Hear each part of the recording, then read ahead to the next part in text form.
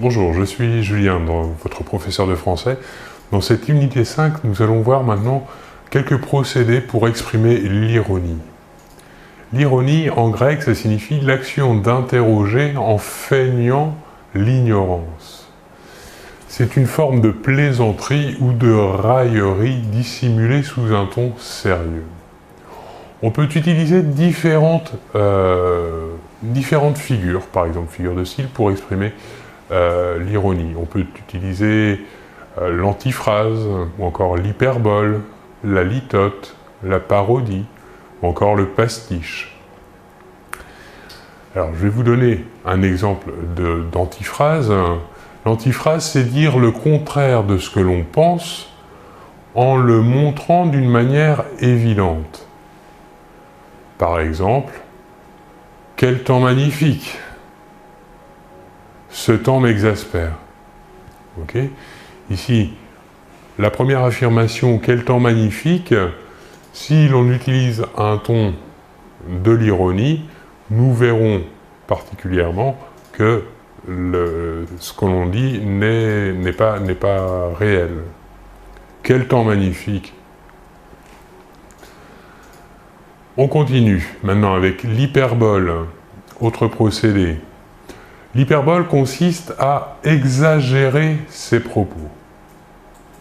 Par exemple, nous dirons « Quel chef-d'œuvre !» On dirait du Rembrandt, du Van Gogh, en parlant d'un tableau médiocre. Autre procédé d'ironie, la litote, c'est dire peu pour suggérer beaucoup. Un exemple, vous n'êtes pas sans savoir, ou encore, vous savez parfaitement, ici, la litote est utilisée comme procédé d'ironie. Autre procédé que l'on a cité avant, la parodie, c'est une imitation qui est faite pour se moquer. Par exemple, la parodie est utilisée dans les journaux satiriques, comme le Canard enchaîné, ou dans la littérature, avec l'auteur Rabelais, à la télévision également, dans l'émission Les Guignols de l'info, ou encore à la radio, avec Frédéric Fromet, présentateur radio.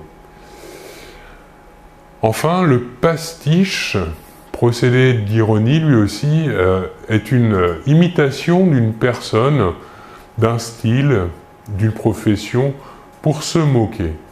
Un exemple de pastiche littéraire, par exemple, une citation de Victor Hugo, « On distingue un grand lit au long rideau tombant ».